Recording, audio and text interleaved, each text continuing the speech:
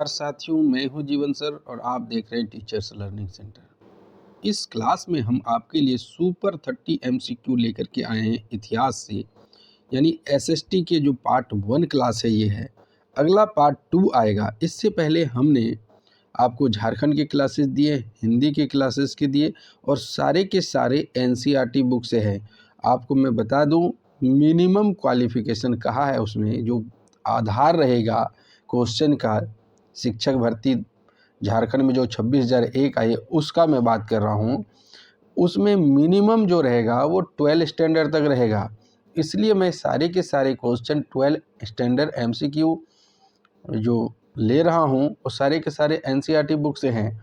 तो आप इस तरह के वीडियो को और भी कोई देता है उसे ज़रूर देखें। बनी बनाई किताबों पर विश्वास ना करें जो बाज़ार में मिलते हैं, एनसीईआरटी पर भरोसा करें, सारे क्वेश्चन वहीं से आते हैं। तो चलिए शुरुआत करते बिना विलंब किए। पहला प्रश्न है कि पहला गुटनिरपेक्ष सम्मेलन कब हुआ था। पहली बात आप समझेंगे गुटनिरपेक्ष सम्मेलन होता क्या है।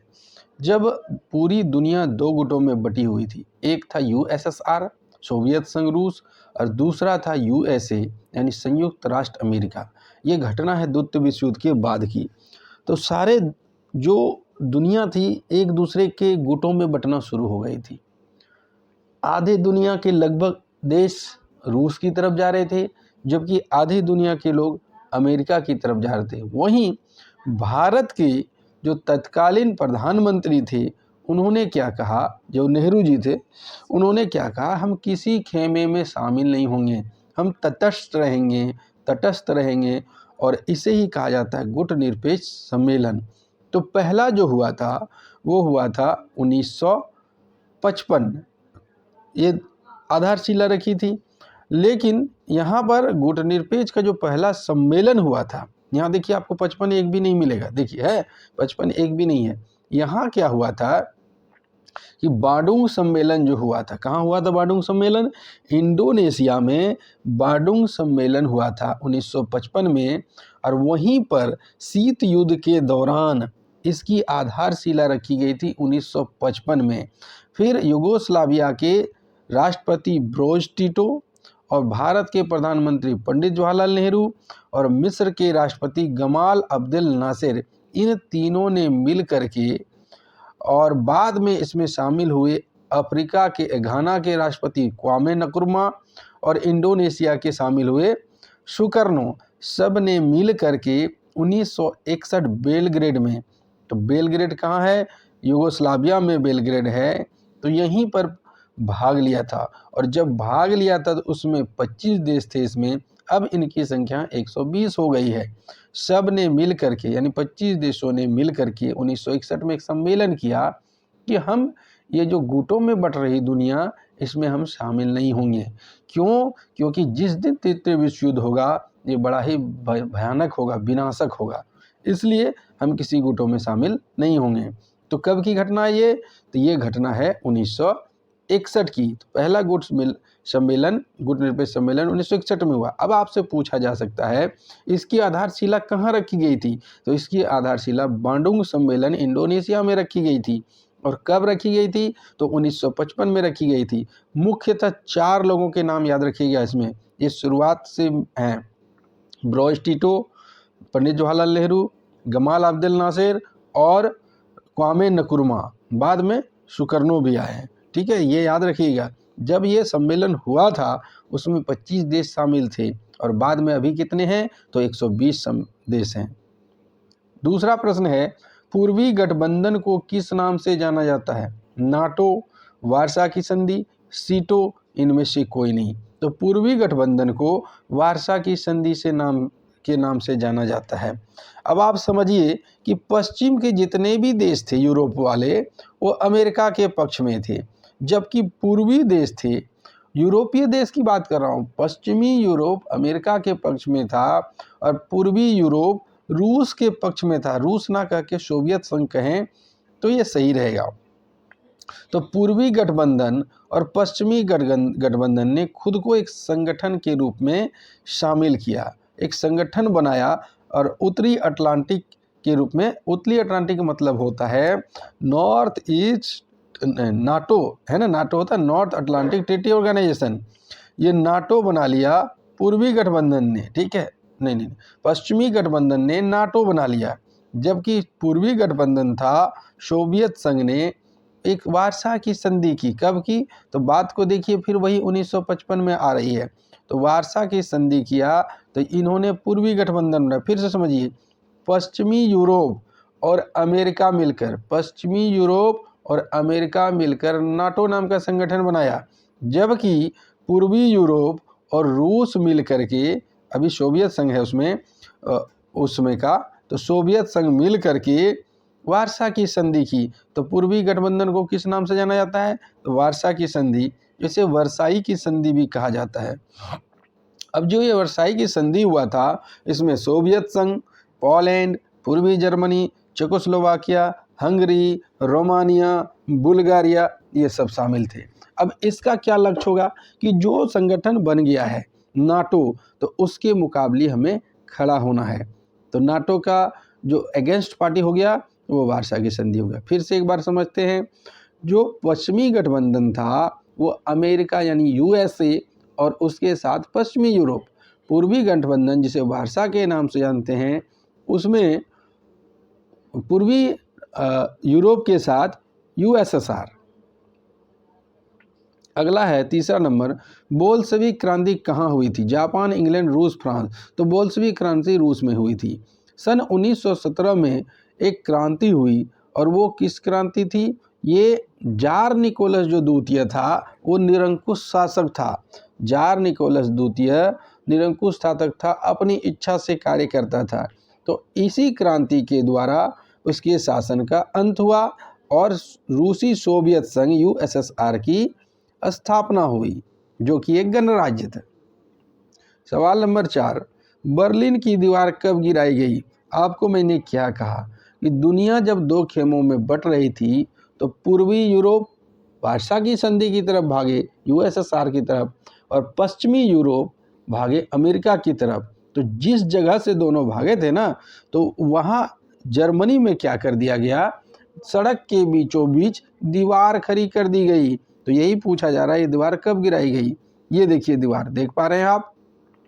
सड़क को दो भागों में बांट दिया गया। पश्चिमी बर्लिन और जर्मन लोकतांत्रिक गणराज्य के बीच एक अवरोध थी, जो 28 साल तक बर्लिन शहर को पूर्वी और पश्चिमी टुकड़ों में विभाजित कर रखा था। इसका निर्माण 13 अगस्त 1961 को शुरू हुआ और 9 नवंबर 1989 के बाद इसे तोड़ दिया गया। तो अब आप देखिए क्या है, 1989, ठीक है। सवाल नंबर 4 हो गया, तो 5 देखिए, ऑपरेशन एंड्यूरिंग फ्रीडम।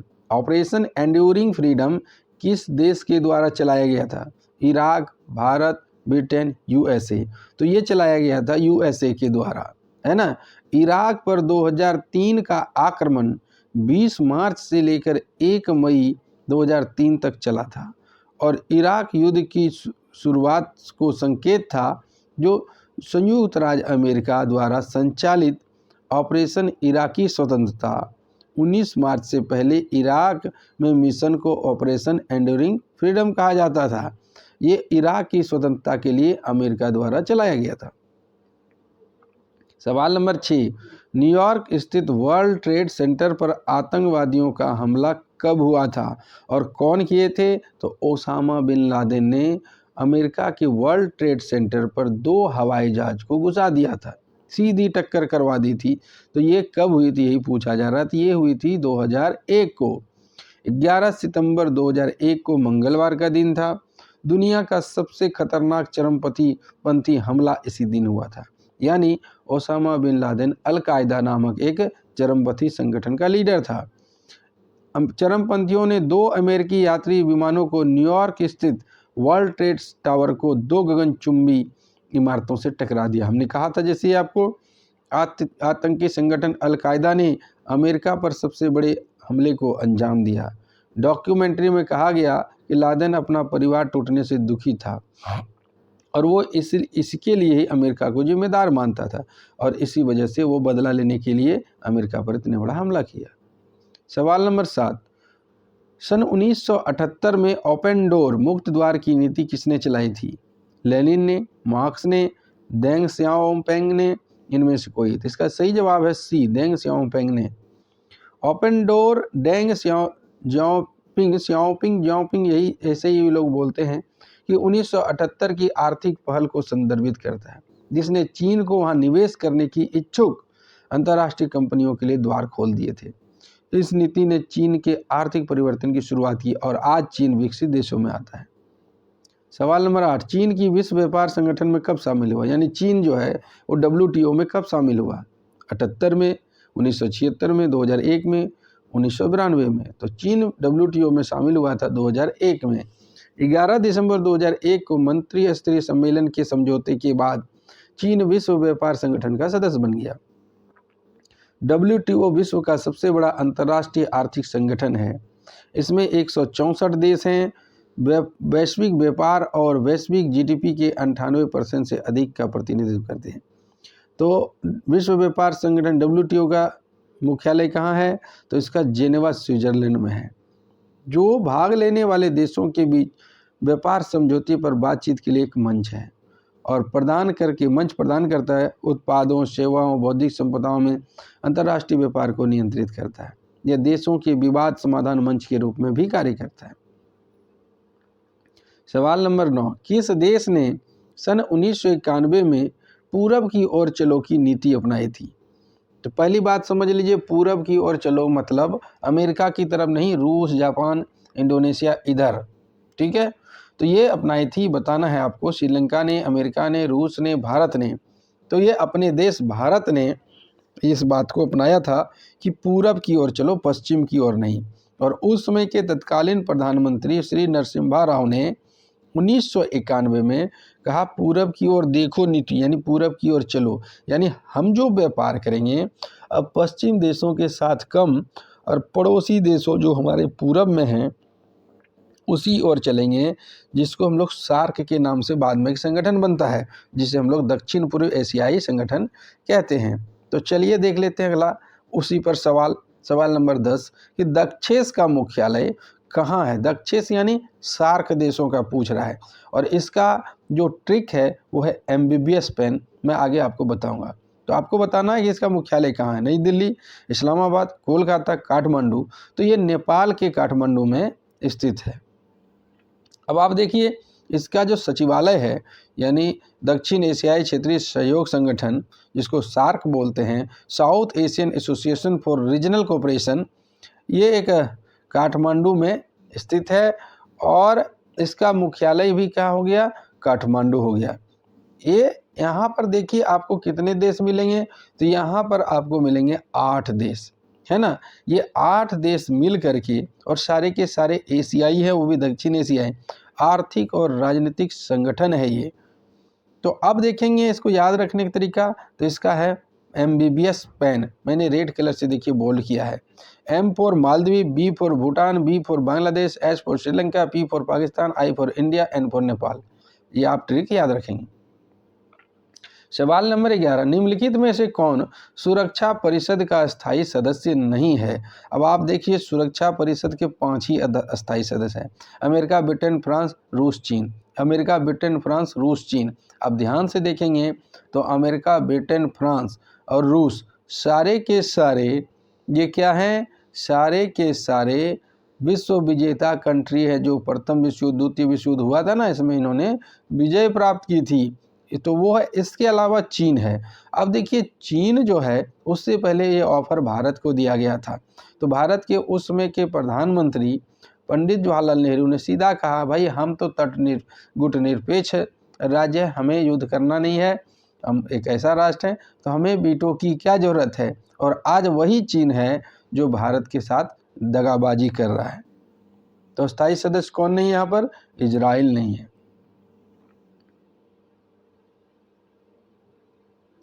इसे G5 या परमानेंट 5 या P5 या बिग 5 के नाम से भी जाना जाता है। इसमें अमेरिका, ब्रिटेन, फ्रांस, रूस और चीन आते हैं, और ये सभी द्वितीय विश्व युद्ध के महान विजेता शक्ति का प्रतिनिधित्व करते हैं।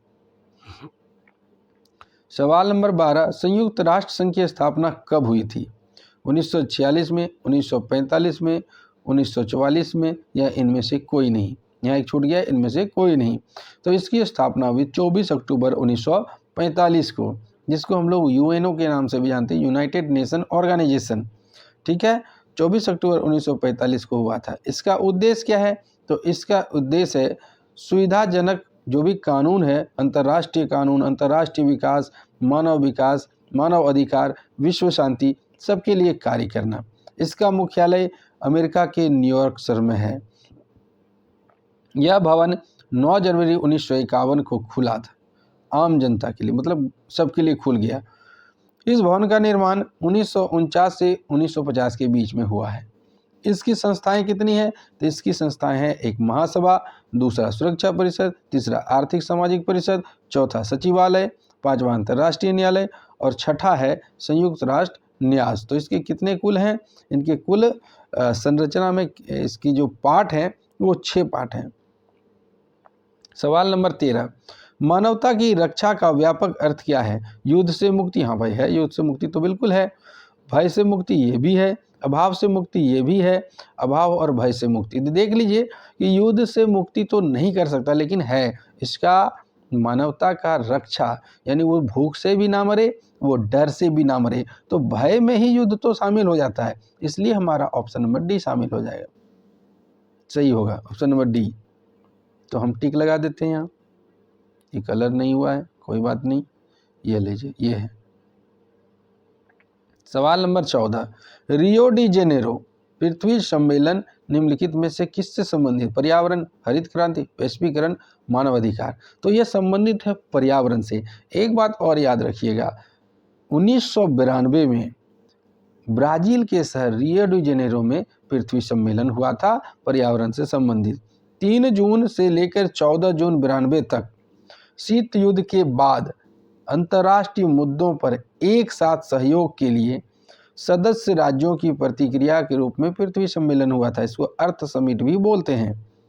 इस विश्व प्रसिद्ध सम्मेलन को पर्यावरण और विकास पर संयुक्त राष्ट्र सम्मेलन या रियो सम्मेलन के नाम से भी जाना जाता है, जो स्टॉकहोम सम्मेलन की 20वीं वर्षगांठ पर पहला पृथ्वी सम्मेलन हुआ था। इसका मुख्य लक्ष्य भविष्य की पर्यावरण संबंधी चिंताओं पर विचार करना और उसे दूर करने के लिए ठोस कदम। एक बात और याद रखिएगा, TRE 2 में पूछा गया है बिहार का कि उसमें जो एजेंडा 21 यहीं पास हुआ था, जो पर्यावरण को कैसे सुधारना उससे संबंधित है। वैश्वीकरण की नीति से सबसे अधिक प्रभावित हुए हैं। तो वैश्वीकरण की नीति से सबसे अधिक कौन प्रभावित हुए, ये आपसे पूछा जा रहा है। गरीब, पूंजीपति, उद्योगपति, इनमें से कोई नहीं। हमेशा जो भी प्रभाव पड़ता है सबसे ज़्यादा गरीब पर ही पड़ता है, याद रखिएगा। सबसे ज़्यादा प्रभाव किस पर पड़ता है? गरीब पर पड़ता है। एक गरीब को ही फर्क पड़ता है, अमीर तो पैसा कमा लेते हैं। 16वां प्रश्न, भारत में प्रथम राष्ट्रपति कौन थे? तो भारत के प्रथम राष्ट्रपति डॉक्टर राजेंद्र प्रसाद थे। कब से कब तक? तो 1952 से लेकर 1962 तक, यानी 2 कार्यकाल लगातार रहे थे। अगला है, देशी रियासतों को दिया जाने वाला प्रीवी पर्स किस वर्ष समाप्त कर दिया गया? अब सवाल ये उठता है, प्रीवी पर्स क्या होता है? जब कोई जो विलय हो रहा था, सरदार वल्लभ भाई पटेल सबको मिला रहे थे, तो जब मिला रहे थे तो उसे कुछ पैसा दिया गया था, आप हमारे साथ मिल जाइए, और ये देते रह गया था। तो बाद में जब आज़ादी हो गई तो कुछ दिनों के बाद इसको समाप्त कर दिया गया। अब आपको बताना कब समाप्त किया गया? 1969 में, 1970, 1971, 1972। तो ये समाप्त कर दिया गया 1971 में। भारत में प्रीवी पर्स तत्कालीन रियासतों के शासक परिवारों को आज़ादी के बाद 1947 में पहले भारत के साथ एकीकरण, बाद में 1949 में अपने राज्यों का विलय करने के समझौते के तहत किया गया भुगतान था। हमने कहा था आपको, जिससे उनके शासन अधिकार समाप्त हो जाते हैं। और यह 26वें संशोधन द्वारा 1971 में इसको समाप्त कर दिया गया और सारे भत्ते अब समाप्त हो गए, और ये जीत 2 साल की कानूनी लड़ाई के साथ भारत सरकार की जीत हुई। सवाल नंबर 18, भारतीय जनसंघ के संस्थापक कौन थे? दीनदयाल उपाध्याय, BD सावरकर, आचार्य नरेंद्र देव, डॉक्टर श्यामा प्रसाद मुखर्जी। तो ये थे डॉक्टर श्यामा प्रसाद मुखर्जी, श्याम प्रसाद नहीं, श्यामा प्रसाद। 21 अक्टूबर 1951 को डॉक्टर श्यामा प्रसाद मुखर्जी की अध्यक्षता में भारतीय जनसंघ, इसको क्या बोलते हैं हम लोग, एनडीए बोलते हैं, नेशनल डेमोक्रेटिक अलायंस, जिसको हम लोग आजकल बीजेपी भी बोल देते हैं, उसी का एक गठबंधन है। इसकी स्थापना दीनदयाल उपाध्याय को प्रथम महासचिव नियुक्त किया था। ध्यान से सुनिए, दीनदयाल उपाध्याय महासचिव थे, श्यामा प्रसाद मुखर्जी इसके फाउंडर थे और अध्यक्ष भी थे। दीनदयाल उपाध्याय जी ने पहली बार कांग्रेस के सामने कोई विकल्प खड़ा किया था। इससे पहले दबदबा किसका था, कांग्रेस का था। भारत का संविधान 26 नवंबर 1949 को तैयार हुआ, जिसे कब लागू किया गया। कुछ बातों को ध्यान से रखिए, 26 नवंबर 1949 को तैयार हुआ, 24 जनवरी 1950 को उस पर हस्ताक्षर हुए और 26 जनवरी 1950 से लागू कर दिया गया। ऑप्शन नंबर डी सही है।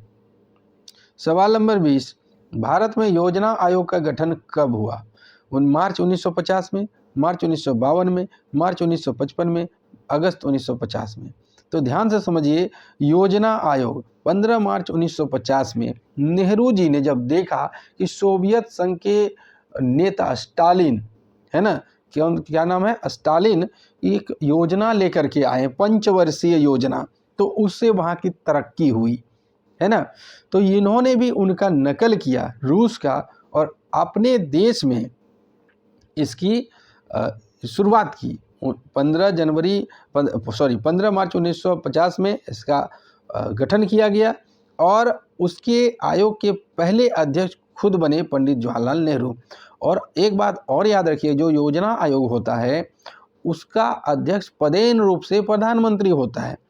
इसके बाद इसके उपाध्यक्ष का पद चुना जाता है, जो कि अमेरिकी मूल के भारतीय अरविंद पनगड़िया जी थे।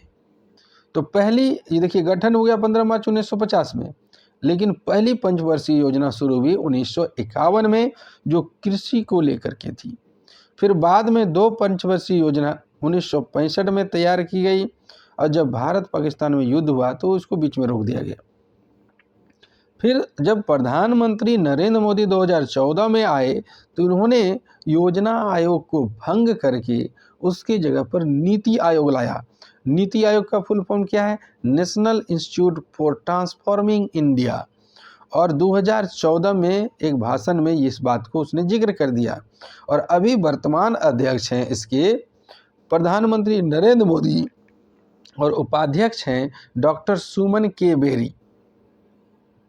सवाल नंबर 21, भारतीय अर्थव्यवस्था को क्या कहा जाता है। देखिए, भारतीय अर्थव्यवस्था मिश्रित अर्थव्यवस्था है, सरकारी नहीं है, निजी नहीं है, क्योंकि भारत में थोड़ी सरकारी भी है और थोड़ी गैर सरकारी भी है, दोनों मिल करके यहाँ कार्य करते हैं और इस प्रकार की अर्थव्यवस्था को मिश्रित अर्थव्यवस्था कहा जाता है।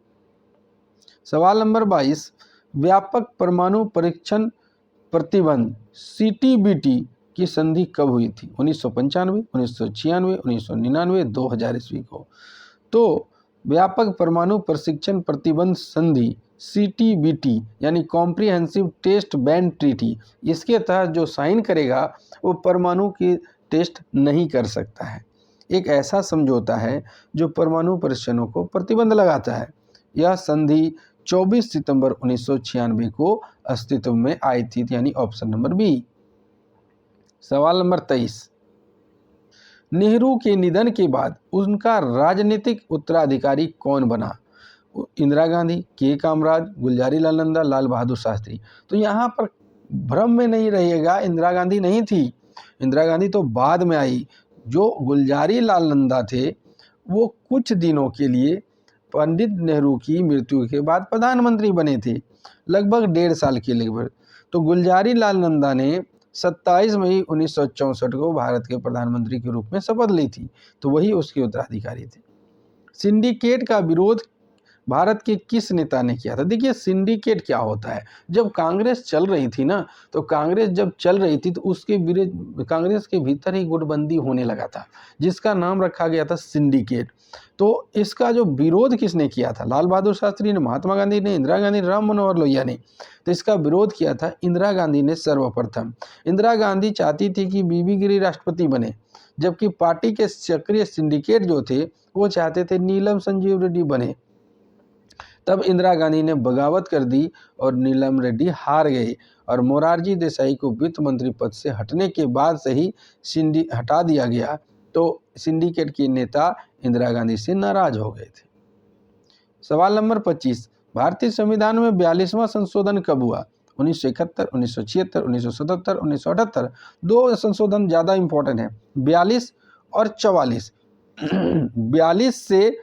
42वां संशोधन 1976 में हुआ था, जबकि 44वां संशोधन 2 साल के बाद। देखिए 42 2 44, 76 2 78, तो वो हुआ था संपत्ति के जो अधिकार को है वो 44वां संशोधन से समाप्त कर दिया गया, जो मौलिक अधिकार था 1978 में। तो 42वां संशोधन 1976 में हुआ था और प्रस्तावना में 3 नए शब्द जोड़े गए थे, समाजवादी, धर्मनिरपेक्ष और अखंडता को। अब हम प्रस्तावना की बात कर लेते हैं। संविधान के भाग 4 क अनुच्छेद 51 क से के अंतर्गत शुरुआत में 10 मूल कर्तव्य थे, और जो कि ये भी बिहार टीआरई 1 में पूछा गया है। इसके बाद 86वें संशोधन 2002 में एक और मूल कर्तव्य जोड़ा गया, जो 11 हो गए अब मौलिक कर्तव्यों की संख्या। सवाल नंबर 26, संपूर्ण क्रांति से किसका संबंध यानी किसका नाम जुड़ा हुआ? महात्मा गांधी, जयप्रकाश नारायण, राजनारायण, इंदिरा गांधी। तो संपूर्ण क्रांति से जयप्रकाश नारायण का नाम जुड़ा हुआ है, जिन्होंने आह्वान किया कि इंदिरा गांधी को सत्ता से उखाड़ फेंकना है। लोकनायक जयप्रकाश नारायण ने संपूर्ण क्रांति में 7 क्रांतियां बताई थी: राजनीतिक क्रांति, आर्थिक, सामाजिक, सांस्कृतिक, बौद्धिक, शैक्षणिक व आध्यात्मिक क्रांति। सवाल नंबर 27, सरदार सरोवर बांध किस नदी पर बना हुआ? गंगा, सिंधु, नर्मदा, ब्रह्मपुत्र। तो सरदार सरोवर बांध बना गया है नर्मदा नदी पर। अब देखिए गुजरात के नवगाम के पास केवड़िया में नर्मदा नदी पर एक ठोस गुरुत्वाकर्षण बांध बनाया गया है, जो है सरदार सरोवर बांध। और यह बांध में जो इस्तेमाल किया गया कंक्रीट, ये कंक्रीट के हिसाब से दुनिया में दूसरा बड़ा एक कंक्रीट का बांध है। और पहला कहाँ है? तो यूएसए में है, ग्रैंड कोली बांध। सवाल नंबर 28, ताड़ी विद्रोह का आंदोलन किस राज्य से संबंधित है? तो ताड़ी विद्रोह का आंदोलन आपको बताना है महाराष्ट्र से है कि आंध्र प्रदेश की, गुजरात की, झारखंड। तो ताड़ी विद्रोह ही हुआ था, विरोधी आंदोलन आंध्र प्रदेश में हुआ था। ताड़ी विद्रोह विरोधी आंदोलन आंध्र प्रदेश के वहाँ की महिलाओं द्वारा शुरू किया गया स्वतः स्फूर्त आंदोलन था। इस आंदोलन के द्वारा महिलाएं अपने आसपास शराब और मदिरा यानी ताड़ी की बिक्री पर प्रतिबंध लगाना चाहती थी और ग्रामीण अर्थव्यवस्था में सुधार लाना चाहती थी। सवाल नंबर 29, नागालैंड को किस वर्ष राज्य का दर्जा दिया गया? 1948 में, 1950 में, 1960 में, 1963 में। तो नागालैंड को 30 नवंबर 1963 में जो वहाँ के अस्थायी सरकार थी ना, उसको भंग करके 1 दिसंबर 1963 को आधिकारिक तौर पर नागालैंड राज्य बना दिया गया। इसकी राजधानी कोहिमा है और 1960 में प्रधानमंत्री नेहरू और नागा पीपुल्स कन्वेंशन के नेताओं के बीच चर्चा हुई। बाद में 16 सूत्रीय समझौता हुआ और एक नया राज्य बनकर भारत में आया नागालैंड। और इस वीडियो का आखिरी सवाल, द्रविड़ आंदोलन का नेतृत्व किस नेता के द्वारा हुआ था? ईवी रामास्वामी पेरियार, चंद्रबाबू नायडू, अन्ना दुरई, इनमें से कोई नहीं। तो द्रविड़ आंदोलन option number A, EV Ramasamy Periyar के नेतृत्व में हुआ था। यह जो आंदोलन था वो दक्षिण भारत का आंदोलन था। इसमें 4 भाषाई समूह शामिल थे। इसके बाद दक्षिण भारत के लोगों के बीच संस्कृति और जनजातीय मतभेदों को लेकर द्रविड़ आंदोलन को तमिलनाडु से बाहर बहुत ही कम लोग शामिल हुए, क्योंकि ये भाषा को इसमें लेकर के चला था। 1939 में ईवी के रामास्वामी पेरियार इस दल के अध्यक्ष बने और 1944 में उन्होंने द्रविड़ कड़गम या कजगम नाम का चुनाव क्षेत्र अलग कर लिया और सामाजिक आंदोलन का रूप दे दिया। बाद में पेरियार के सहयोगी CN अन्नादुरै ने इस दल से अलग होकर 17 सितंबर 1949 को द्रविड़ मुनेत्र कड़गम यानी DM की स्थापना कर डाली।